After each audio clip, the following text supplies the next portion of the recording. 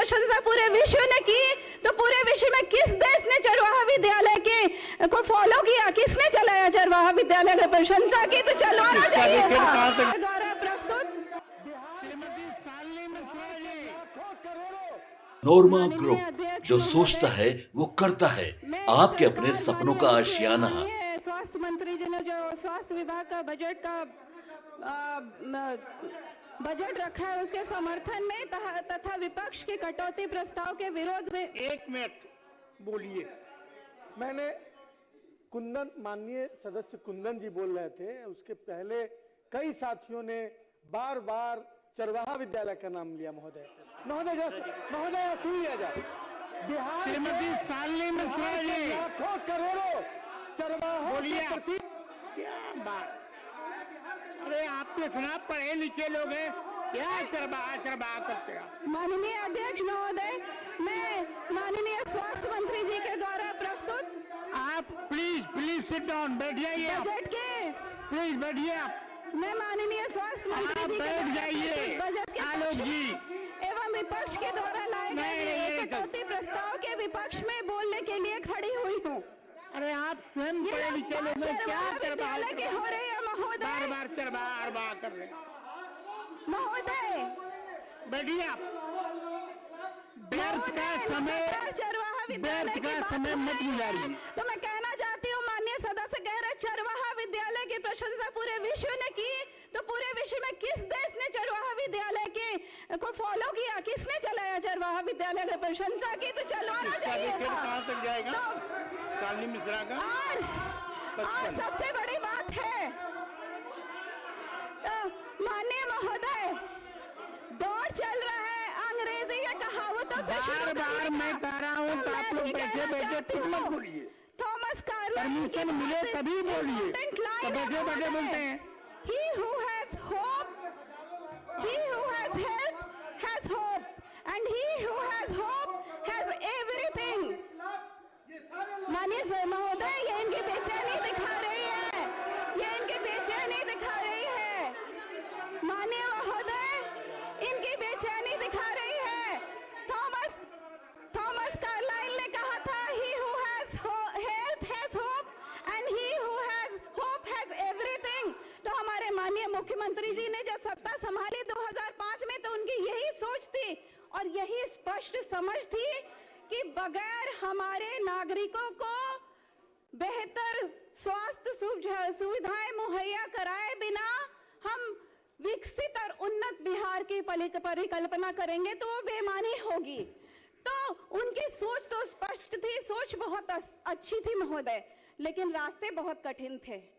हम जब बात करते हैं 2005 की से पहले की, तो बहुत बुरा लगता है, लेकिन उस समय की अगर हम याद करें पीएचसी और सुविधाओं की, तो मन व्यथित हो जाता है। उस समय पीएचसी की बात तो छोड़ दीजिए, बिहार के सबसे बड़े अस्पताल पीएमसीएच में न रुई थी, न सुई थी, न दवाई थी, न मरीज थे। मरीज के नाम पे कुत्तों और सुअरों का बसेरा हुआ करता था महोदय। हमारे जो महिला पुरुष भाई मरीज थे, स्वास्थ्य सुविधाओं के बगैर दम तोड़ देते थे। हमारी महिला बहनें जो प्रसव में होती थी, प्रसव से पहले ही दम तोड़ देती थी। हमारे जच्चा बच्चा के जीवन पर बहुत बड़ा संकट था महोदय। उनको इलाज के लिए लोगों को या तो बिहार के बाहर जाना पड़ता था और अपनी जमीन जायदाद बेचनी पड़ती थी महोदय।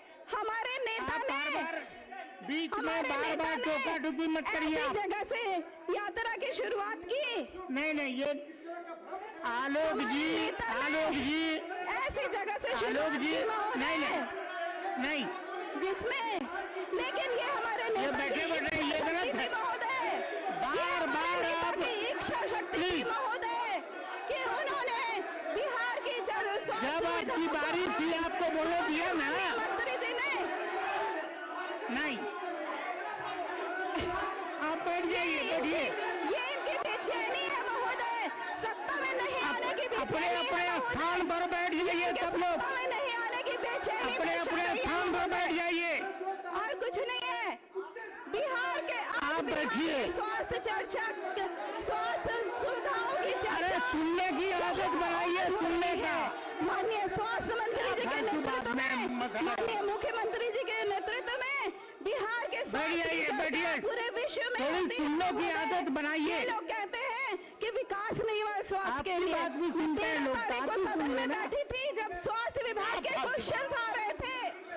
इनकी बेचैनी तो सुनिए, बेचैनी है सत्ता में नहीं आने की, इसीलिए लगातार बोले जा रहे प्लीज हैं। बैठिए। महोदय, जब 13 तारीख को मैं बैठी थी, बिहार के स्वास्थ्य के क्वेश्चन आ रहे थे तो विपक्ष की तरफ से ही क्वेश्चन आ रहा था। महोदय, ये मांग कर रहे थे आईसीयू की, ये मांग कर रहे थे एएनएम कॉलेज की, ये मांग कर रहे थे कैंसर के इलाज की। तो मैं कहती तो हूँ, पहले आप बैठिए। आप बैठिए। चाहती हूँ कि बिना परमिशन का आप नहीं बोल हमारा सकते। बेसिक स्वास्थ्य बार-बार सुविधा यूँ नहीं बोल रहे हैं। मुहैया कराया गया तो कैंसर और आईसीयू पंचायतों में आप कैसे मांग कर रहे हैं? आपके समय में तो बेसिक सुविधाएं ही नहीं मुहैया थी। हमारे माननीय मुख्यमंत्री जी का दृढ़ संकल्प था, कहते हैं ना, खुल जाएंगे सारे रास्ते, खुल जाएंगे सारे रास्ते, रुकावटों से माननीय लड़ना सुरेश, सही। आलोक बाबू, ये क्या टोका टोकी कर रहे हैं? आप इतना सीनियर लोग हैं, मुख्यमंत्री जी उनको बोलने तो दीजिए। माननीय मुख्यमंत्री जी जिद पर अड़े थे बैठिए आप। कि न सिर्फ जर्जर स्वास्थ्य व्यवस्थाओं से लड़ना है उन्हें, बल्कि सही बात तो उनको सुनना नहीं है। प्लीज बैठ जाइए, बैठिए आप। एक मिनट सभापति आलोक जी बैठिए। माननीय सदस्य आलोक मेहता जी बहुत संयमित रहने वाले नेता हैं। मैं ये कहना चाहता हूं, जब आपकी माननीय सदस्य बोल रही थी पूरा सदन ने सुना। अरे आपको भी सुनना पड़ेगा। आप जो भी इश्यूज हो आप अपनी बात रखिए, आपको कोई मना नहीं कर रहा, लेकिन आपकी माननीय सदस्य जब बोल रही थी पूरा सदन सुना। उन्होंने जो बोला वो सच्चाई है क्या? नहीं है, लेकिन इसके बावजूद हम लोगों ने सुना। सरकार जवाब देगी, सरकार उसका जवाब देगी, सरकार अपनी बातों से आपको संतुष्ट भी करेगी, लेकिन इस तरह उत्तेजित होने की जरूरत नहीं है। नहीं, आप माननीय बेकार माननीय सभापति व्यर्थ का समय महोदय, बिताने से क्या फायदा? हमारे आप उनको माननीय बोलने मुख्यमंत्री दीजिए। जी ने ना ये जिद सिर्फ ये जिद की थी कि हम जर्जर स्वास्थ्य व्यवस्थाओं को बेहतर करेंगे, बोलिए। बल्कि उन्होंने यह भी ठाना था। एक मिनट बैठिए, एक मिनट बोलिए आप। अरे बैठो। सभापति महोदय, मैंने आपसे समय मांगा था सिर्फ एक बात के लिए कि सदन की गरिमा बरकरार रहनी चाहिए। महोदय, कोई भी इस तरह का असत्य, क्या उस जमाने में अस्पतालों के बेड पर कुत्ते ही सोते थे? महोदय, क्या गरीब बोलिए। लोग जो अस्पताल में जाते थे उनके माननीय अध्यक्ष महोदय, बिहार के गरीब लोग माननीय जो सभापति अस्पताल में महोदय, जाते थे कुत्ता का रहे। आज किसी एक बेड पर कुत्ता सोया हुआ तो उसी इस तरह की भाषा बोलकर, भ्रामक बात बोलकर आलोक बाबू आप बैठ जाइए। आप बैठिए ना। वर्ल्ड बैंक का दरवाजा नहीं खोल कोई समय दिया, अब आप बैठिए। नो बैठ जाइए। महोदय, यही वजह है कि माननीय मुख्यमंत्री जी को न सिर्फ आज विकास पुरुष कहा जाता है, बल्कि नए बिहार का विश्वकर्मा भी कहा जाता है। महोदय, जितनी जर्जर थी स्थिति उससे उसको बहाल किया, अच्छी स्थिति लेके आए और यह जिद किया कि हमारे नागरिकों को बेहतर स्वास्थ्य सुविधा उपलब्ध हो। महोदय, 2005 से पहले जितने मेडिकल कॉलेज थे और कितने अब हैं उसकी चर्चा हो चुकी है, तो मैं उसको नहीं चाहती हूँ कहना। पीएमसीएच जिस दुर्दशा का दंश झेल रहा था, आज वही पीएमसीएच 28 से 29 में विश्व का दूसरा सबसे बड़ा अस्पताल होगा। आईजीएमएस, एम्स, एलएनजेपी जैसे हॉस्पिटल में आईसीयू बनाना, ज्यादा बेड करना, ये सब हमारी सरकार ने किया है।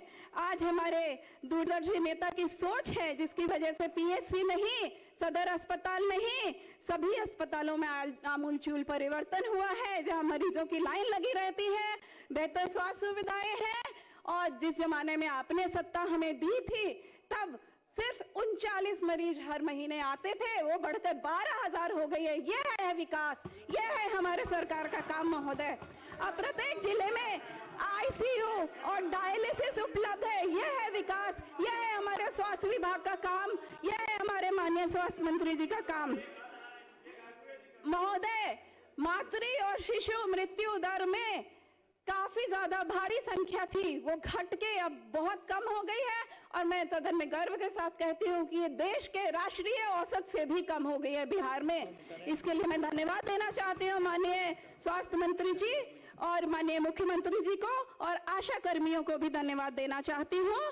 इमरजेंसी में मरीजों को खाट पे जाना पड़ता था, वहां से अब इमरजेंसी से लेके अब हम एम्बुलेंस तक आ गए हैं, बेहतर स्वास्थ्य सुविधा हो रही है, लोग अपनी तरफ से लोग जाते हैं और जीवन दान पाकर अस्पताल से आते हैं। महोदय, किसी असाधारण बीमारी के लिए सदस्यों ने कहा है, फिर भी मैं बताना चाहती हूँ कि हमने अपने क्षेत्र में मुख्यमंत्री चिकित्सा सुविधा से हजारों लोगों की जान बचाई है। हृदय से धन्यवाद देना चाहती हूँ पूरे बिहार वासियों की तरफ से माननीय मुख्यमंत्री जी को, माननीय स्वास्थ्य मंत्री जी को। हर हफ्ते बोर्ड बैठता है और हर हफ्ते उस पे काम होता है और हर हफ्ते लोगों के खाते में, अस्पताल के खाते में पैसे जाते हैं। महोदय मैं कहना चाहती हूँ, सिर्फ अस्पताल की बात नहीं है, चिकित्सक, स्पेशलिस्ट, पैरामेडिकल स्टाफ के बिना अस्पतालों में काम नहीं हो सकता। तो बिहार सरकार ने सिर्फ स्वास्थ्य विभाग में हजारों लोगों को नौकरियां दी हैं और हजारों लोग आए हैं विशेषज्ञ। बैठ जाइए आप। 1 मिनट महोदय, 1 मिनट।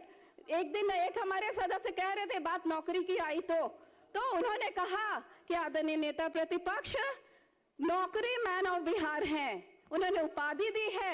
मैं तो कहना चाहती हूँ कि उनको लैंड फॉर नौकरी मैन ऑफ द बिहार, चारा मैन ऑफ द बिहार, अब आप बैठ जाइए। मैन ऑफ द बिहार देनी चाहिए महोदय। महोदय बस एक सेकंड, अब आप प्लीज बैठ जाइए।